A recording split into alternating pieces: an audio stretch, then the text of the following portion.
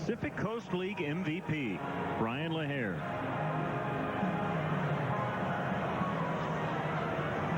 Off to a red-hot start.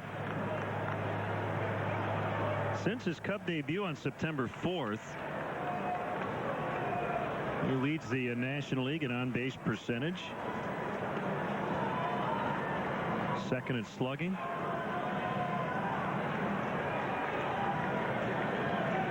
Just need a measly old single, maybe, to win it. Called strike. That's the same pitch that he threw to Carlos Pena. That changeup fading off the outside corner. Not in the strike zone.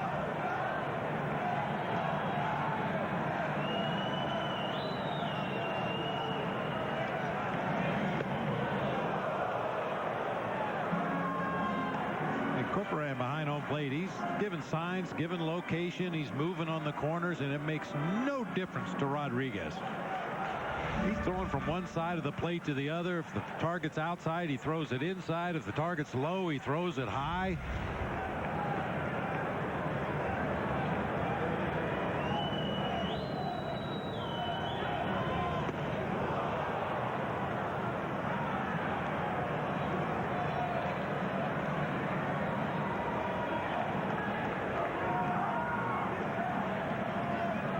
Get that ball into the outfield. I mentioned when Campana was up, the Astros were playing very shallow in the outfield. They backed up considerably with LaHare at the plate. Roll one through that infield.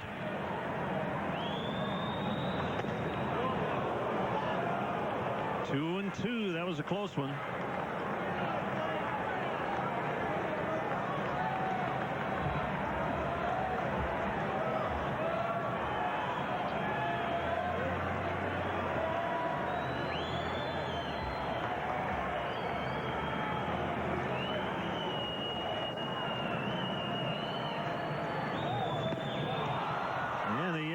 Over.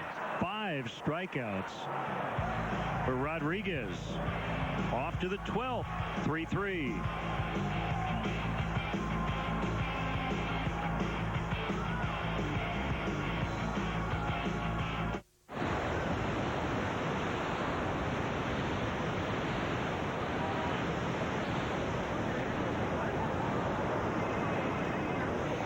Sorry, I couldn't get away.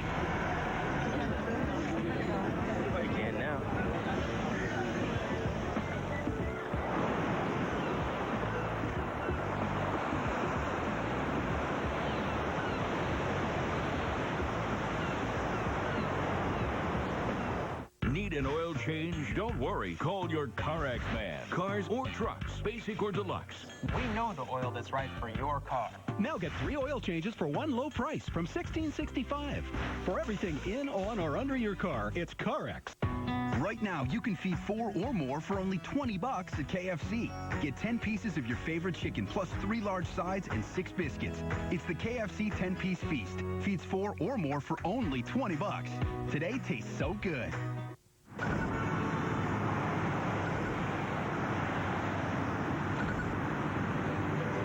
You know, Focus is one of 3 Ford cars that get at least 40 miles per gallon. No one else offers more. And we're relentlessly inventing technology to take you further, offering high fuel economy and responsive performance, both without compromise. Now, drive a fuel-efficient Ford Fusion with 0% financing for 60 months. Drive one at your local Ford store. Extra innings are presented by Jack Link's Beef Jerky all season long. Feed your wild side.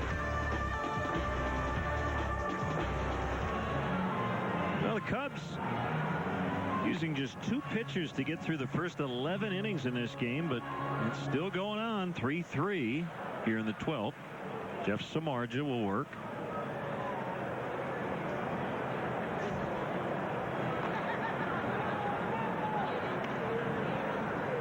And right into the fire. First hitter he's scheduled to face, Carlos Lee. Already has gone deep twice in the ball game today, including that 2-run homer in the 9th inning to tie it up.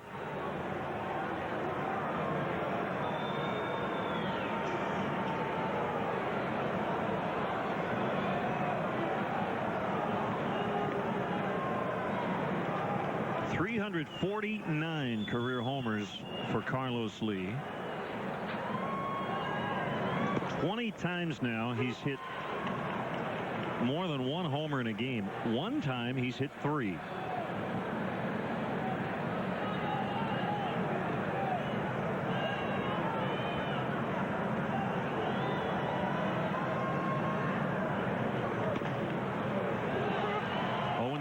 From Samardzija.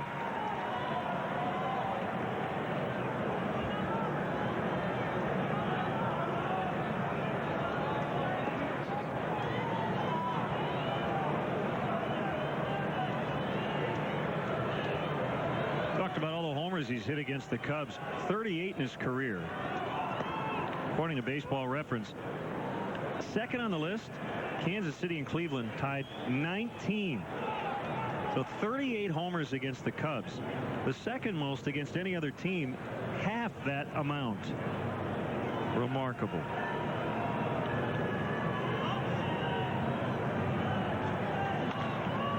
And a base hit in the right to start it.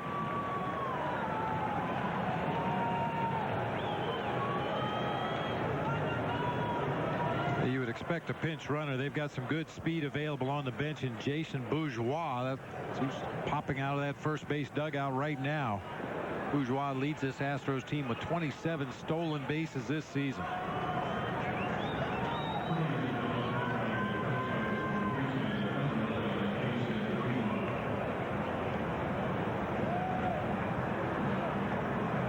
Talk a little strategy.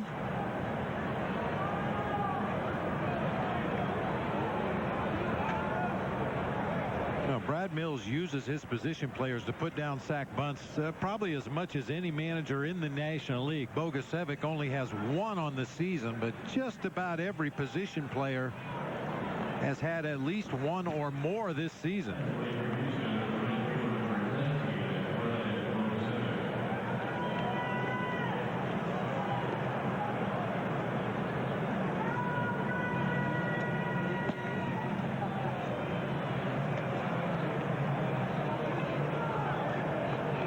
Barrel action.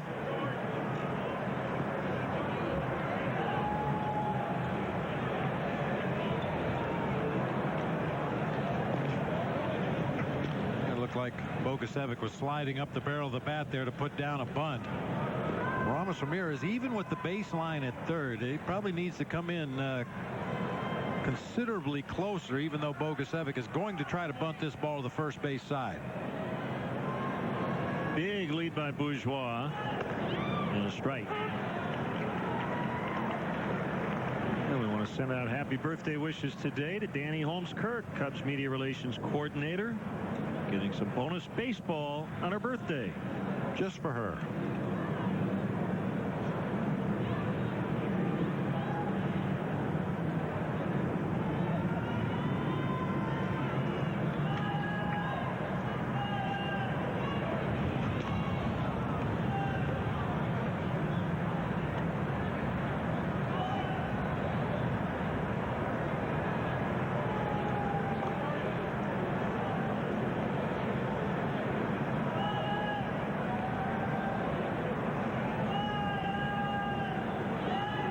Another pick attempt at first base.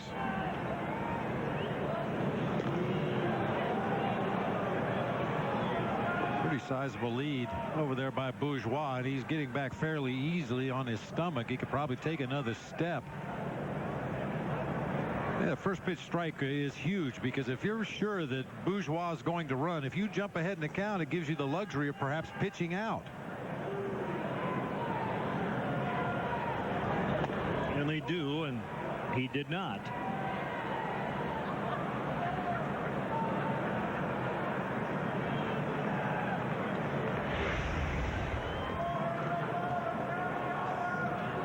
And just an aggressive secondary lead. Didn't look like he had any intention of running on that particular pitch.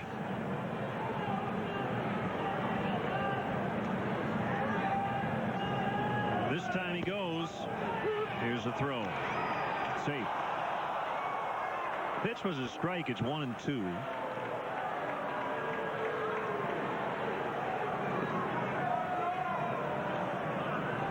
Like when Tony Campana gets on, it's not a question of if, it's a question of when. Great first step by Bourgeois. Got up to full speed in a hurry. Even had time to take a peek back to home plate to see what was going on. We've got 3 shots at it now. Bogusevic down in the count. Fastball high, 2-2. Chris Johnson is on deck. To hit in the pitcher's spot. What a job by Fernando Rodriguez. 2 1/3 scoreless innings with 5 strikeouts. To left, Campana over near the line, and that'll keep Bourgeois at second.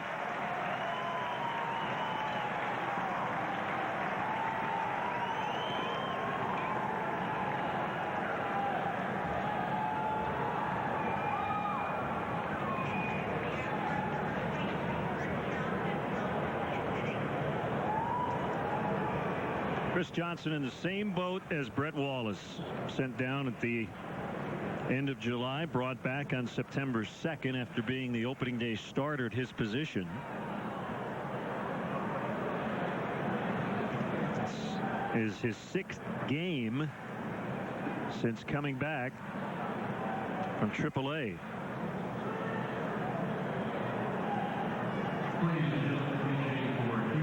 Three previous plate appearances against Jeff Samardzija, and Johnson has punched out all 3 times.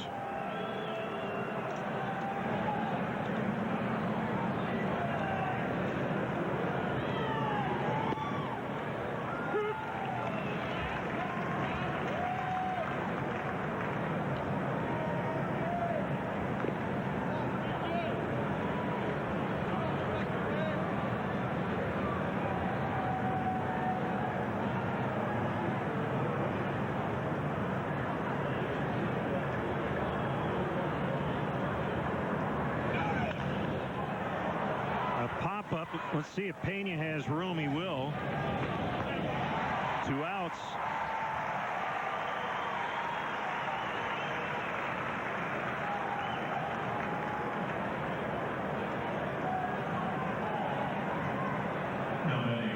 And looking ahead to next season, depending on how the Cubs roster takes shape, what kind of moves they make in the offseason, who perhaps emerges from the minor leagues as a potential starting rotation candidate.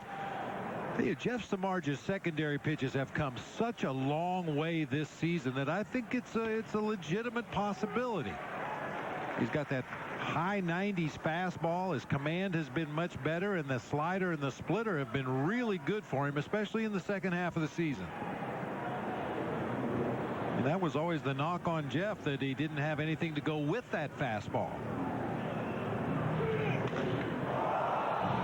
Was fair, but the ball ended up foul. So Barmas will get a new WAR club.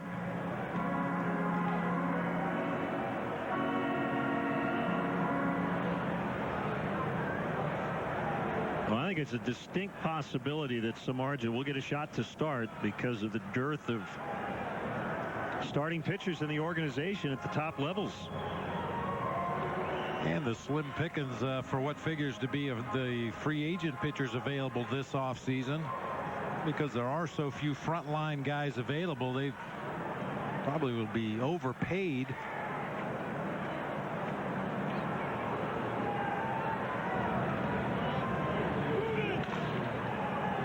This is trouble, and Pena will get it. Nicely done. And that'll end the inning. Leadoff single and a stolen base, but Bourgeois stranded at second. Survival's all about staying power. So who will be the last man standing? The Degree Adrenaline series has twice the sweat blocking power. Looks dry to me. The Degree Adrenaline series. Every day, 41 kids learn that they have cancer. That's why since 1998, local Hyundai dealers have helped raise over $43 million. Of course, you don't have to buy a Hyundai to make a difference. Just visit HyundaiHopeOnWheels.org to lend a hand. And give a little hope, no matter what wheels you drive. Your Chicago and Northwest Indiana Hyundai dealers are helping make a difference through Hope on Wheels.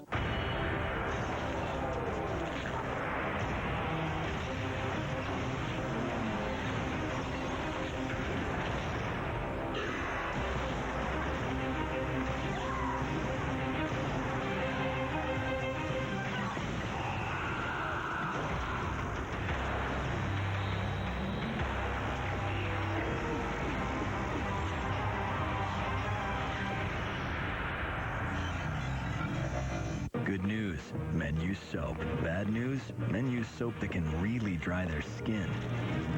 Fear not, Dove Men Plus Care is here. It's the bar with 1/4 moisturizing cream, so it cleans and leaves skin feeling moisturized. Dove Men Plus Care. 3-3 in the bottom of the 12th.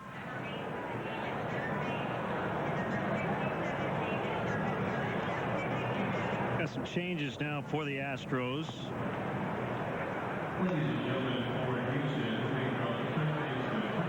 Johnson's playing third.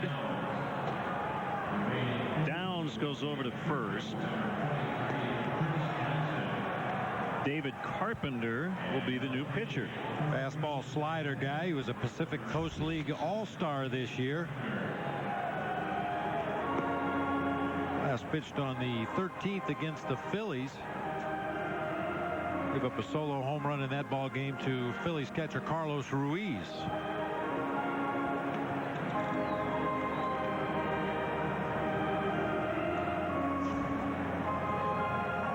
Cubs have the right part of the order up. Starlin Castro, the leadoff hitter, will start it off, hopefully reach base. And you've got some options with Darwin Barney hitting in that 2 spot.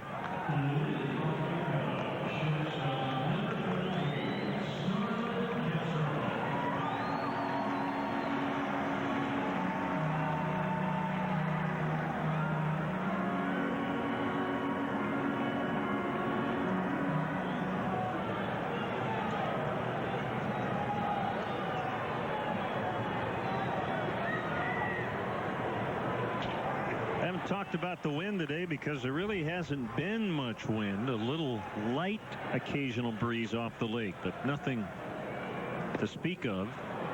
Swing and a miss at a breaking ball. Seen 3 home runs in this game, and they've all been hit to left or left to center. 2 by Carlos Lee, 1 by Giovanni Soto.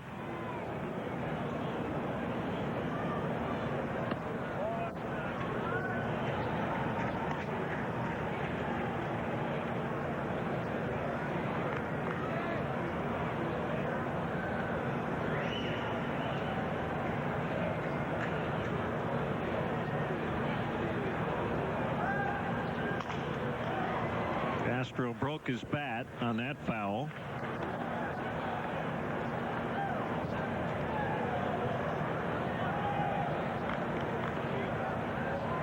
And everything away here from David Carpenter to Starlin Castro.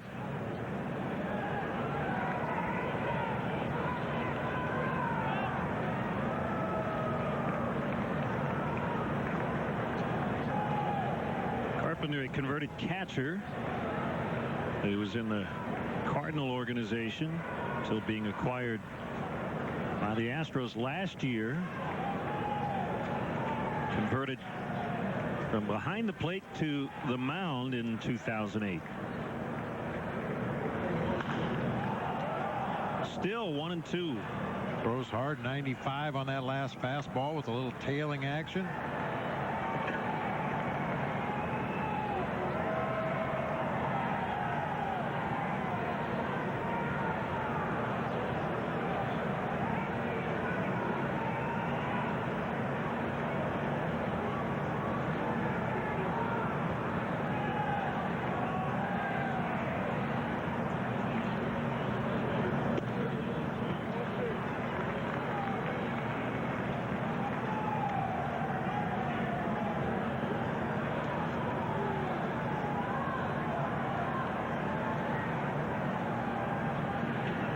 Not a gapper. Let's watch Starlin run the bases a little bit.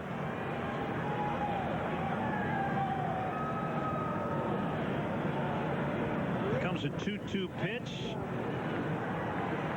Really close inside. 3-2. Barney on deck.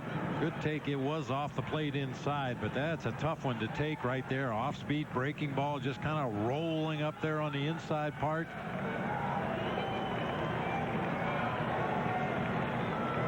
Hey, take a leadoff walk here. There you go. And Castro will head down to first.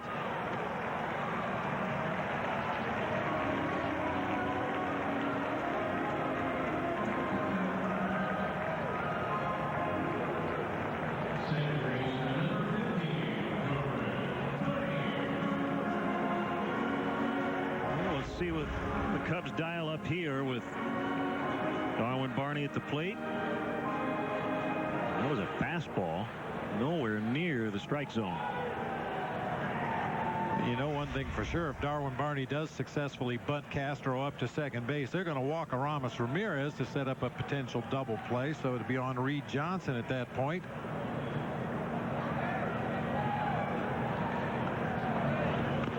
There's the bunt. Get the out. Nicely done by Barney. And we'll go 1-3.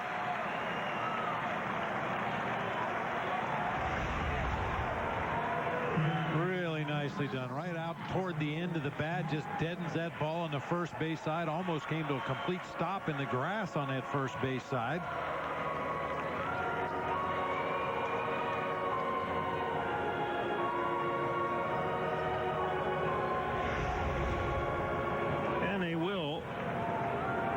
Send Ramirez to first.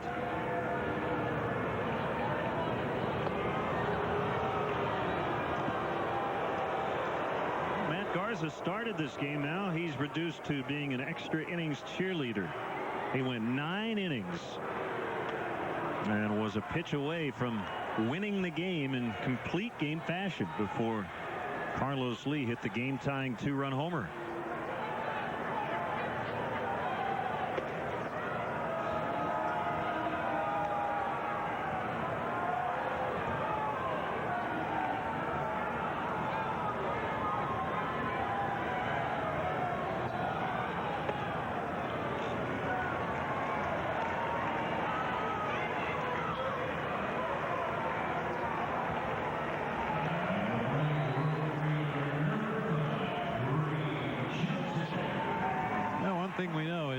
Something's going to happen here.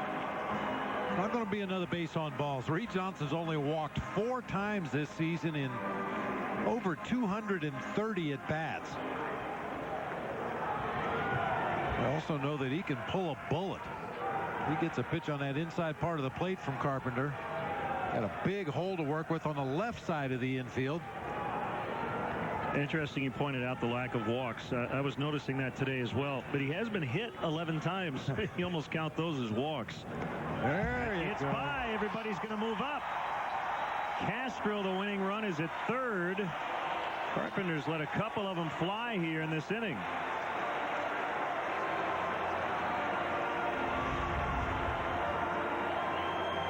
And now they might just walk Johnson.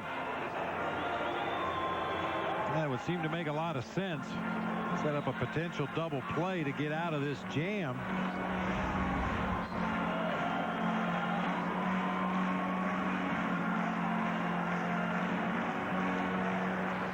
Corcoran looking into his dugout. You saw Doug Brocail and Brad Mills discussing probably that very question.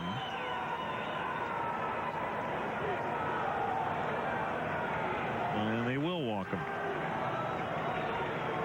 They're going to talk it over first. Okay.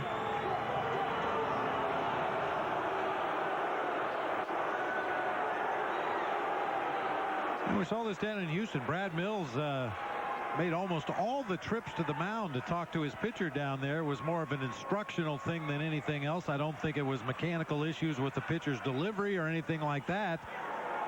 But if it was just a form of instruction or coaching, Brad Mills made the trips to the mound.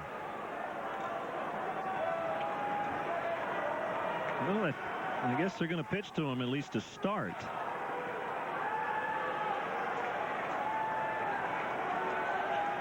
And it is 1-0. A wild pitch. Setting this up. Castro at third, Ramirez at second, 1 out.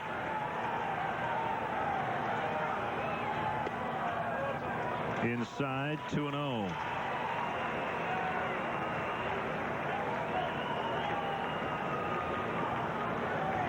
Starlin really needs to be on his toes down there at third base. We've seen Carpenter spray him all over the place here since coming into the ball game. I think a walk-off wild pitch.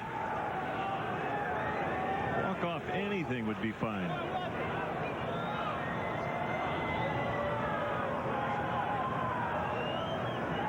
Well, if they go back inside again, it'll be a walk-off hit batter.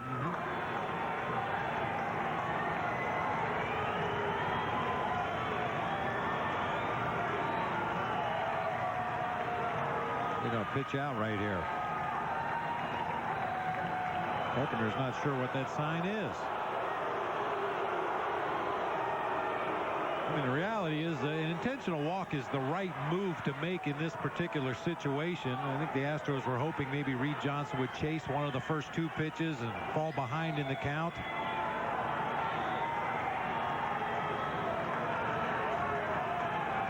This has a chance for a mistake right here. Corcoran really jumped out there early just to make sure his pitcher saw that that was a pitch out. And now they're going to go ahead and put him on.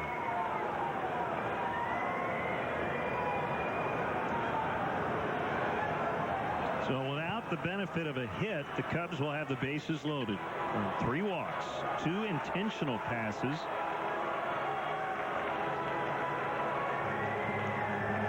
See if Marlon Byrd can win it. Be patient. You got a pitcher on the mound that's not quite sure where the ball is going. He's in a big-time jam in extra innings. Marlon's already drawn 2 base on balls in the game today.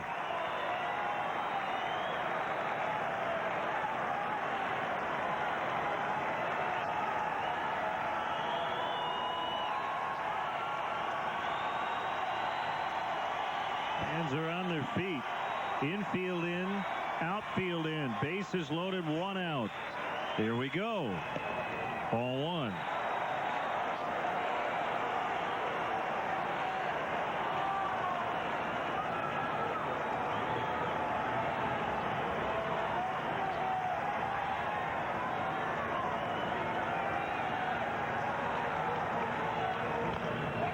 On the ground, a third, picked up. Fair ball! Cubs win! Cubs win! It's a fair ball. I'm surprised Johnson touched it while it was fair. They win it 4-3 in 12. Brad Mills out to argue with Jeff Nelson. But if it was sitting fair when it was touched, it's fair. How about that finish?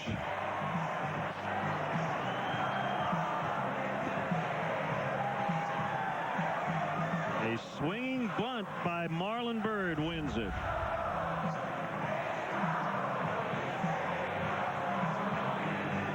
You just cannot tell from that angle. That's a tough angle. I mean, clearly the third baseman is in foul territory. Oh, my. I think the Cubs got a major break right there. Maybe a little better angle right here as that ball goes down the third base line. It's on the chalk right there.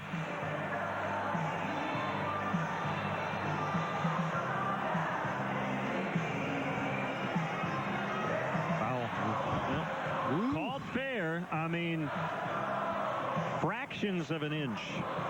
And the thing is, Bob, looked like chalk flew. And so if you see chalk, I mean, the umpires do not have that super slow-mo angle. And they called it fair, and that is a game-ending RBI infield single for Marlon Byrd, and the Cubs win it in 12.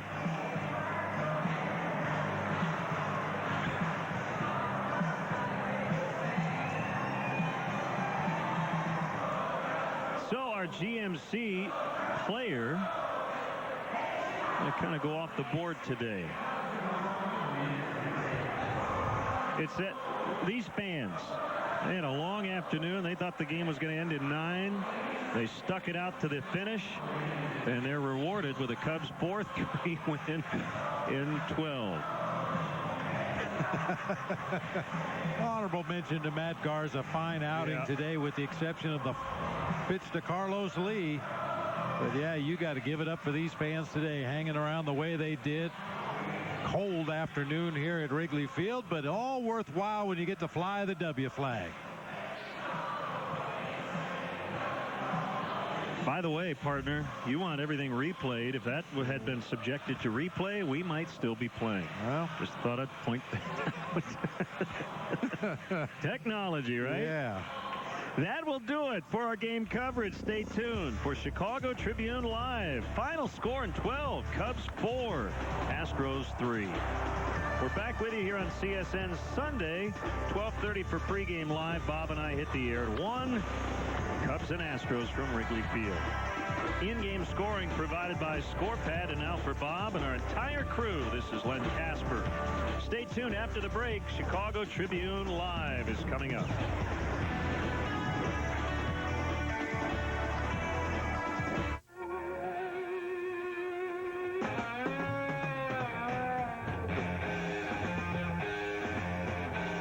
School is now in jam session.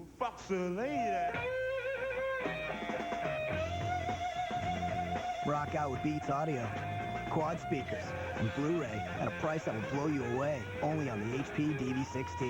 Get it at your favorite retailer or hpdirect.com. Right now at Luna, get 70% off all floors. Plus, get $200 off by scheduling your free estimate at Luna.com. There's more to love for less. 773-202 Luna. Hey, Nolan Ryan. How you doing? Good. You need some help on your lawn project? It needs some big league help. Scott's is the official lawn care company of Major League Baseball. And here at Lowe's, we can show you how to get winning results at home. I played on a lot of great fields in my day, and I want that same big league look for my lawn. Excuse me. Can I have your autograph, please? Sure. What's your name? Actually, his autograph, if you don't mind. Visit Lowe's to pick up your instant win game card for a chance to win World Series tickets. Compliments of Scott's. Go easy on him. He's a legend.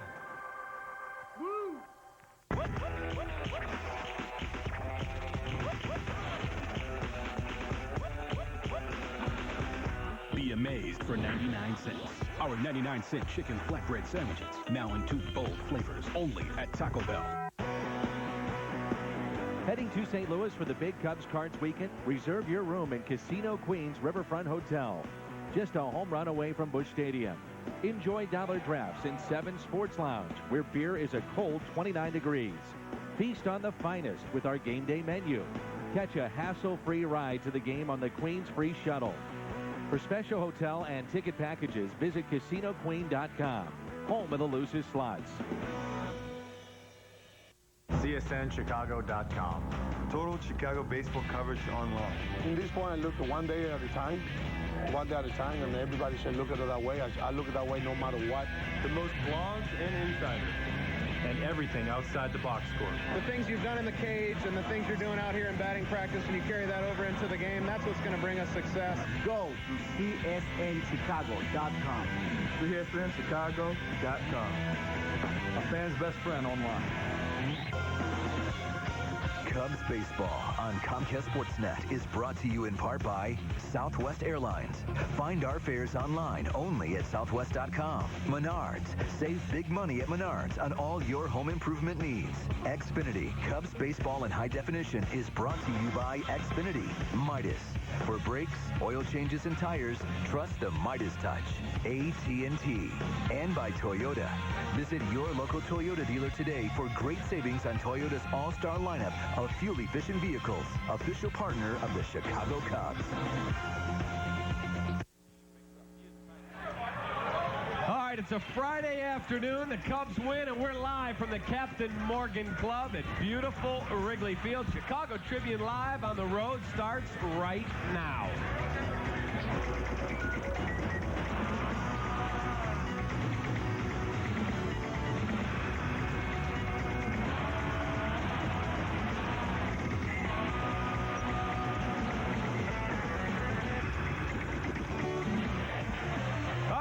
Friday, everybody. Let's get everything started with the headlines in sports today. Bears got in one last practice this afternoon before they fly to New Orleans for Sunday's matchup with Olin Kreutz, the Saints. Chris Harris, doubtful now for the game. If he can't go, Brandon Merriweather will make his first start as a Bear. Marion Barber, Lance Lewis, also doubtful. Roy Williams, questionable with a groin strain. Cubs get the job done in 12-4-3 despite 2 home runs from Carlos Lee for the Astros. Cubs win on a walk-off swinging bunt and beat Houston 4-3 today. And the White Sox are playing for pride in the AL Central race. They're in KC. Philip Umber pitches at Kauffman Stadium. Adam Dunn is in the lineup at DH. We'll have the game for you here at 7 o'clock. And we welcome you into today's on-the-road edition of Chicago Tribune Live, presented by Captain Morgan. I'm David Kaplan. Joining me on the panel, Paul Sullivan, Cubs beat writer from the Trib, Matt Bowen, former NFL player and working for the Trib, and Todd Hollinsworth, our baseball analyst. And Sully, let's get everything started. Cubs win today, but everything points to what they're going to do after this season. Do you see, other than the GM, do you see major change coming to that roster? I mean major. Major as in dumping Soriano and Bird? Is that what you're talking about, major? I'm talking about at least 4 new guys in the everyday lineup. I don't see it unless they want to eat Soriano's contract, which just seems to me like it's too much money if they can find another bad contract. But I don't want more bad contracts. If you're going to eat it, you eat it and move on. I don't want Carlos Silva Jr. here. It's easy for us to. How about a Carlos Lee? No. He's got a bad contract, too. No.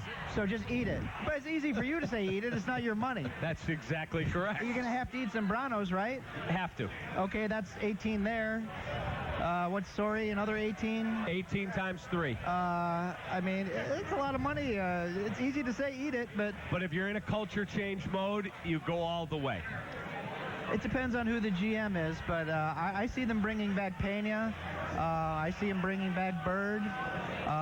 If they eat Soriano's, that's a major change there, but who are you going to fill in? You're going to have to pay someone, or do you want to put Brian LaHare or Colvin in there? Absolutely would play Brian LaHare at first base. Okay, well, then he should be playing now if that's the case. You tell that to the people in the dugouts. Absolutely. Yeah, it's kind of strange that they don't play him a lot more because this is the time of the year. The team's out of it, but, I think the more that you talk about it, the more that we talk about it. The more stubborn they get. Well, you're talking about one guy. Mike Quaddy. Yes. No question about it. If he's going to go down, he's going to go down his way. How about you, Holly? Well, I would definitely like to see the younger players, the younger guys getting more at-bats. Today was a great example of that. I knew that the lefty was out there, Wandy Rodriguez. But again, you're trying to find out what these guys are all about, what they can handle. Brian LaHare getting a pinch hit late in this ballgame. I really felt like, he's been swinging the bat well off lefties and righties. He should have been out there today. You had a late ball game last night. You had the crew coming in today. I understand that Matt Garza's trying to get the win, but all this putting together, the young guys have got to be out there getting more at bats. It's hard to judge these guys. I mean, again, when it's hit and miss, and you're not also giving them a chance to prove themselves. We'll get Matt's thoughts in a moment. Mike Quaddy meeting the media right now. It was just such a great opportunity for him, and to be honest with you, I think if he rethinks the pitch selection on the home run, he gets it done. Tough time to get beat with a fastball, and he was committed to it. He didn't get it where he wanted to, and didn't make a real good pitch. The third baseman deflects the ball, therefore it's fair. Is that level? You mean the last play of the game?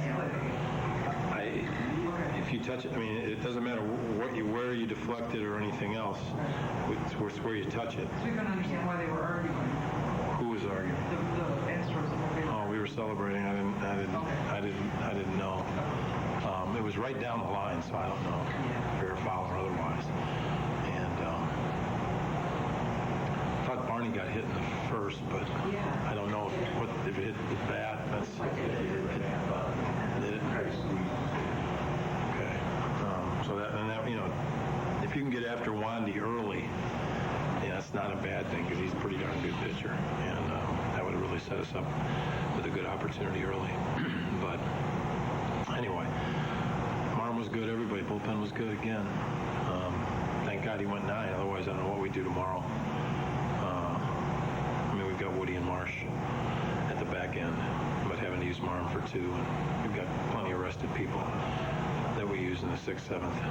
But those 2 guys at the back end stall. All right, there's some of Mike Quade. What are your thoughts? I mean, you played professional football. You've been around athletics your whole life. Isn't this the time to find out what young guys can do? Yeah, we used to do it in the pros. I played on some teams, you know, you come to the end of the season, you got 4 or 5 wins, you start calling some guys up from the practice squad. Hey, you get the second team guys in. You start filtering out those veterans that you know you're not going to have back the next season. So I agree with what Todd's saying, getting the young guys some at-bats. You always have to see what you have in the roster in game situations. Especially in the NFL and baseball, it's no different. Get them in live situations. Sully, the worst thing, worse than a bad season, is ending a really bad season not knowing what you have. We saw them make that mistake with Casey McGee, who would have been a nice fit in this lineup.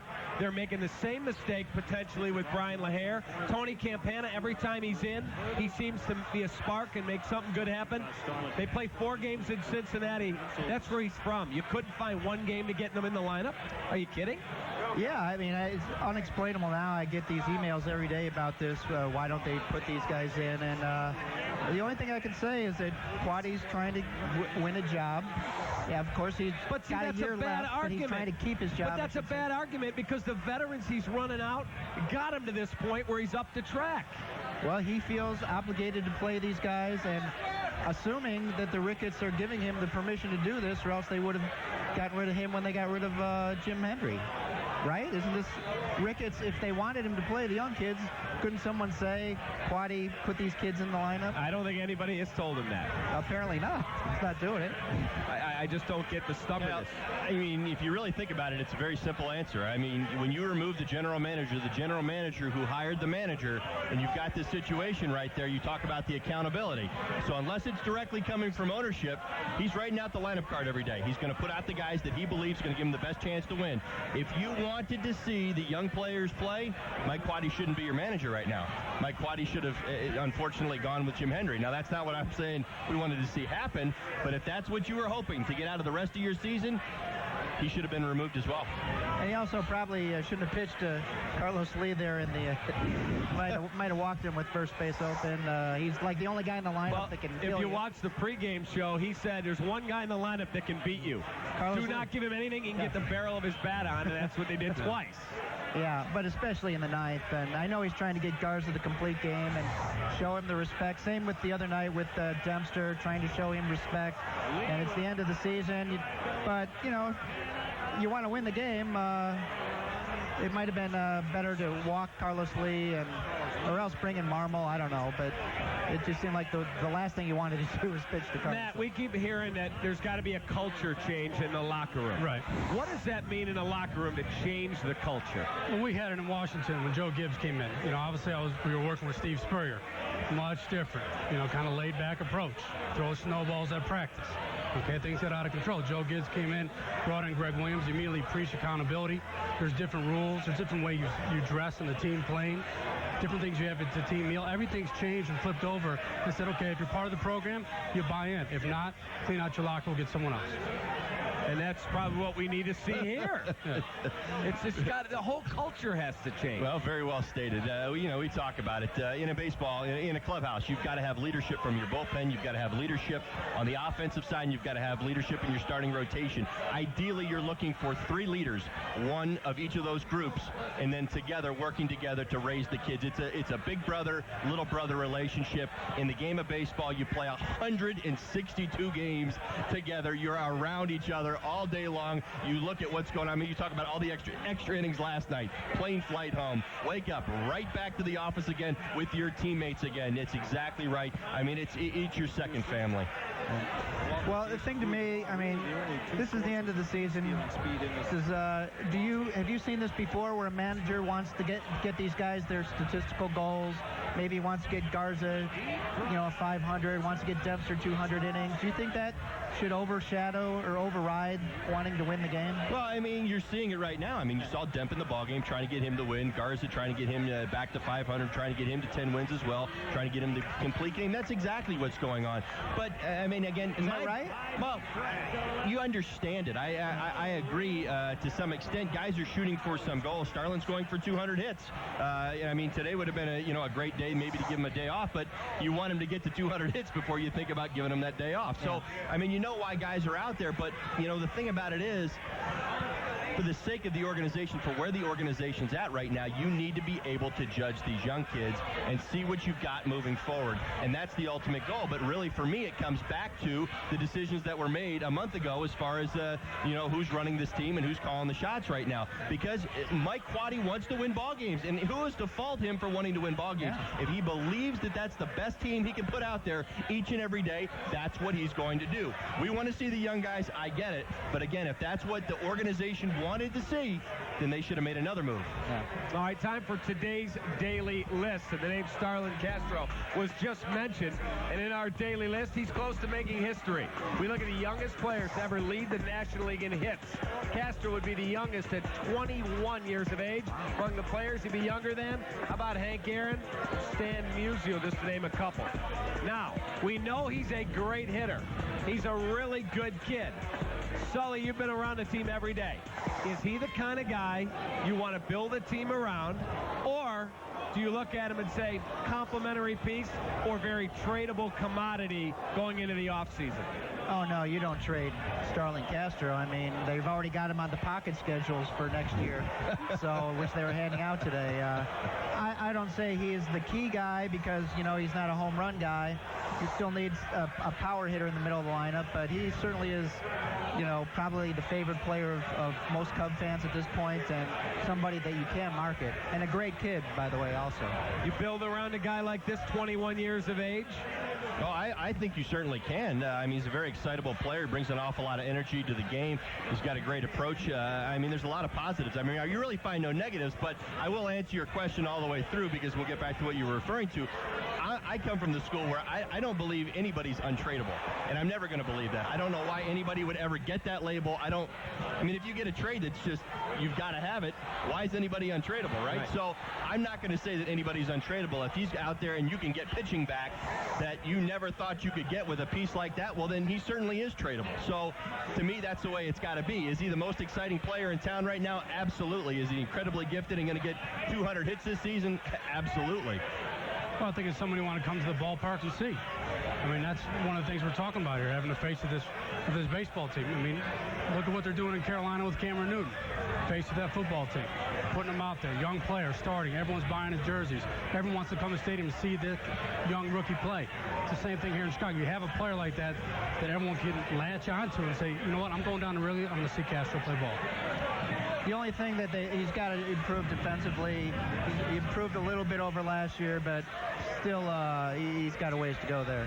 Some of the scouts that come through from the other team say if it was their call, they'd move his position. To third? Either there or one scout from the Phillies said to me, I'd play him in the outfield. Really? He said, real good hitter, doesn't like his approach as a fielder. Yeah. What do you think? I think it's a little too early to make that call. I would give him at least another year because he can make some great plays. We've seen it. He's got a great arm. I guess he could be a center fielder, but it's very valuable to have a shortstop of his caliber there, and I would give him at least a couple more seasons before I thought about that. All right, one more I got to ask you guys. I believe there has to be wholesale change throughout the lineup. Need a new catcher, a better defensive catcher. I don't want the third baseman back. I don't want the left fielder back. I don't want the center fielder back. I want wholesale change. You're getting a new GM. You're getting a new direction. I want to change the entire roster. Can you do that in a market like this? It's Chicago. People have expectations that you're trying to contend every year. Yeah, I think you can do it in a market like this. But what you're talking about here, Cap, is the wholesale changes. I mean, that's a lot of changes. Todd, you can answer this better than I can about baseball. When you do that in football, you clean out the locker room that quickly. It takes a while to come together now. It takes a while to come together, have the chemistry on the field and win games. But we see the other results up the track in June. Well, it's just going to take time. That's the question. Because we've been under so much anticipation for each season, so much expectation has surrounded this club. We go all the way back to 2003. Everything that's happened in that window has put us in a position where we're okay with the Band-Aids that we put over certain spots in the lineup each season. I think the fans are frustrated by that now. They are ready for change, and they want to see change. So that's going to give you some rope. It's going to give you some rope with the fan base. So now is your opportunity to move. That's exactly my point. But you talk about, okay, the third baseman. You get rid of the third baseman, and who do you bring in to play third base? Have you seen the free agent market on third baseman? There's no one there. Well, we're bringing in a new general manager. I would think he'd have the ability to make some intelligent trades. I can move Castro over to third if I have to. And to be honest with you, his demeanor and the way he carries himself, I don't want him on my team. That's Aramis. That is not the type of... What do you mean by his demeanor? Just that he's laid back, or... I don't think he plays hard all the time. Really? I really do not. Because he's pimping on home runs, or just... I just defensively, offensively... Everything, the whole package. Really? Well, I see he's your best hitter, and I don't really... And where has that gotten you? Well, he's probably shouldn't be the man, but he could be, if they had a Prince Fielder there, he'd be a great guy in the lineup to have right back in front of him. You're yelling at me for spending Ricketts money buying guys out. You're spending $200 whatever million for Prince? No, I'm saying I don't think they're going to do it, but if you could, yes, definitely I would do it in a second.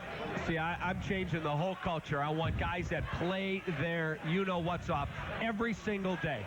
But they play hard. When you say that, give me an example where you just think he's like not trying at all, or what? He's hitting 300. He's got 25, 30 homers. Where was he the first 2 months of the season? He wasn't hitting home runs, but he was still hitting 280, 290. And this is a guy that does not run hard all the time at all. Well, I mean, you could say that of a billion guys in baseball. Hold on a second. This man here gave me a great analogy. When you're the CEO of a company making the big money, everyone looks up to you for leadership and respect. When he gets $17 or $16 million, he is the guy in your locker room that should be the leader, the guy everyone looks to for an example.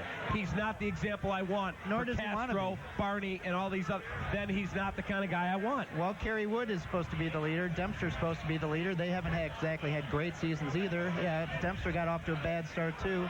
So do you think they're not trying? No, I'm talking about their approach and how they do their job. And I'm talking about a position player. He's not the guy I want in the lineup. Yeah. Not here. Right. Not at that kind of... You're going to give him a 3-year extension? I'm not going to give him a 3-year extension, but I do think they should talk to him about coming back for maybe 2 years. He's not a $16 million player, obviously. But look at his numbers. He's still one of the best third basemen in the National League offensively. He's still a decent defensive player. He does have his problems there, but... I'm putting my money in pitching and defense. I don't see his leadership as having to do anything with anything. You guys are arguing two different philosophies. You're arguing essentially the same thing. You're both making both very, very valid points, but here's the thing. It's what the organization is going to choose to do. If you're going to change the culture and you're saying, I'm going to move forward, I'm going to get young, we're going to rebuild this thing from the ground up, because if you bring those guys back and you continue to move along with what's been going on, that's exactly what you're doing. You're really not rebuilding anything. You're just saying, okay, well, we need a third baseman, so he's our guy.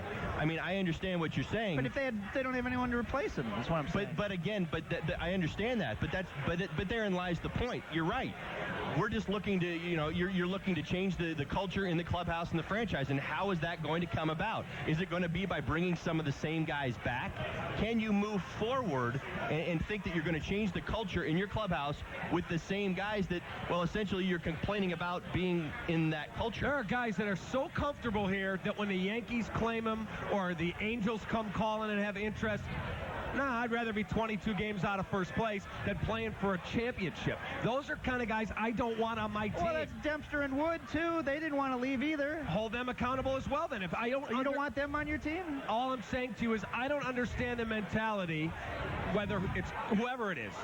I don't understand the mentality of your team's 25 games out of first, and the team that's the best team in baseball says, I'd like to have you get a chance at a ring. Nah, I'm comfortable at the friendly confines. I don't get that mentality. Someone has to explain that to me.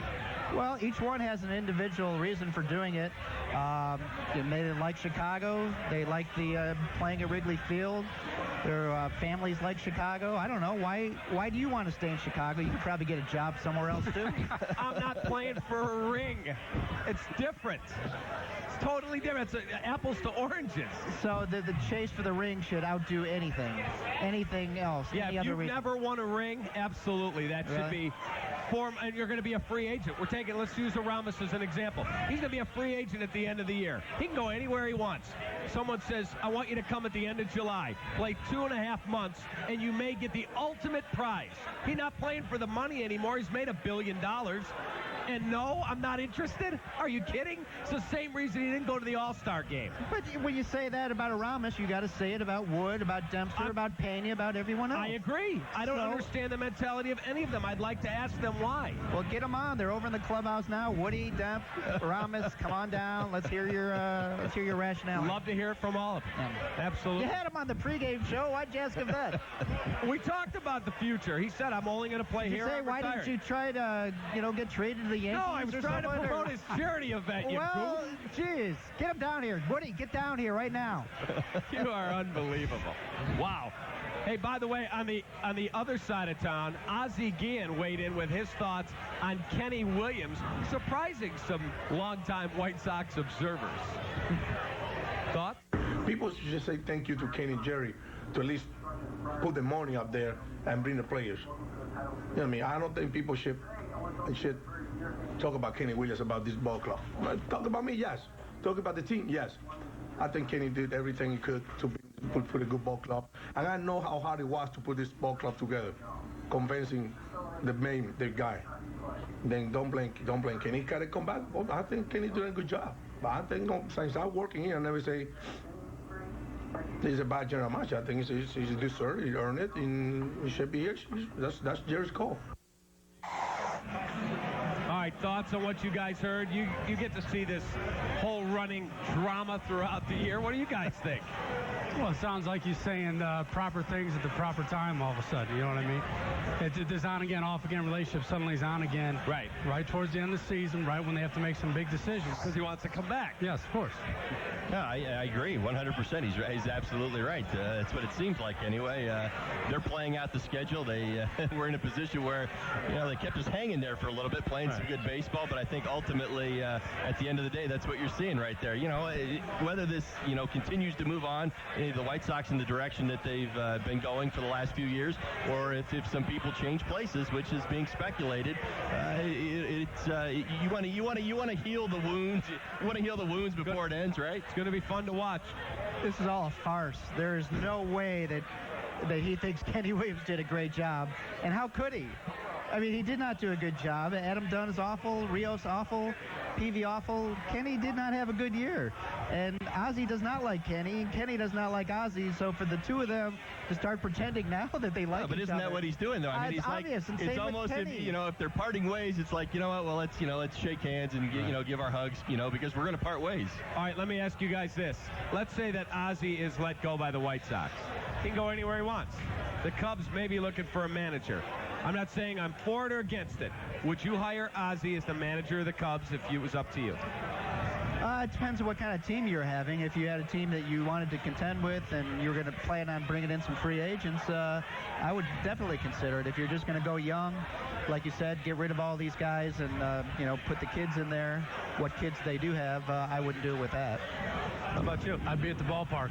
I'll tell you that. I'll come to see him play, for sure. If Ozzie's managing this baseball team next year, I'm going to be here in that crowd watching. Be a lot of fun. I'm a big fan of him. Big fan of him. I am too. A very big fan of his style. I was with him in Florida, as you know, and he does, you know what?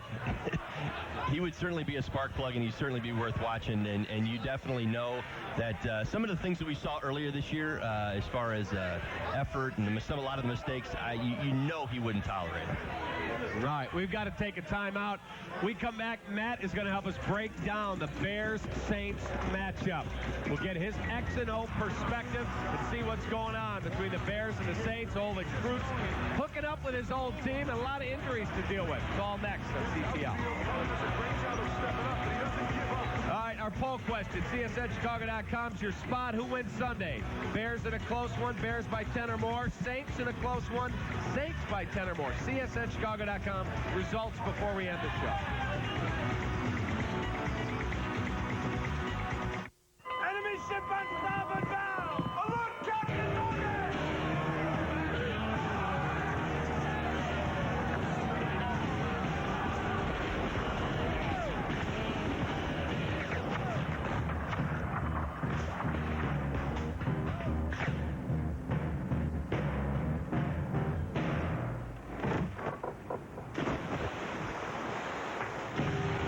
Captain Morgan, to life, love, and loot.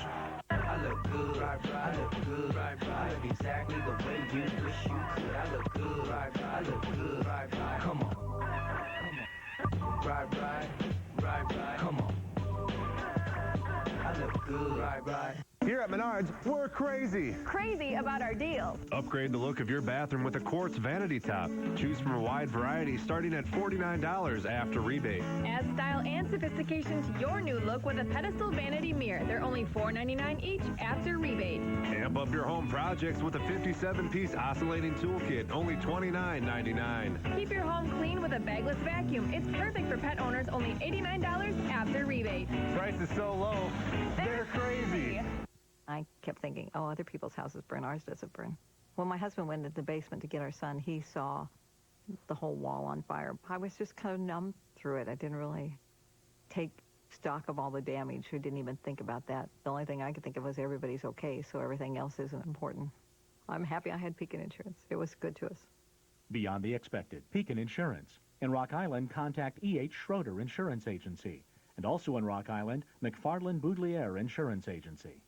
When you visit the Amana Colonies Golf and Event Center, you're preparing yourself for a truly unique golfing experience. Along with a professional staff on hand to meet your needs, you'll also find 18 holes of serene beauty, masterfully designed to preserve the natural features of the land.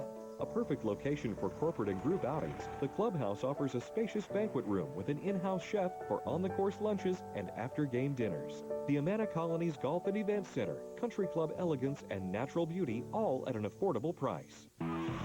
They're revved up and ready to roll. These food traffickers rely on street cred, putting everything into their menus instead of a fancy address. They're in it to win it, no reservations. Join Tyler Florence for an all-new season of the Great Food Truck Race, Sunday night at 9, only on Food Network. Brought to you locally by Quad City Spray. Practical solutions for the everyday.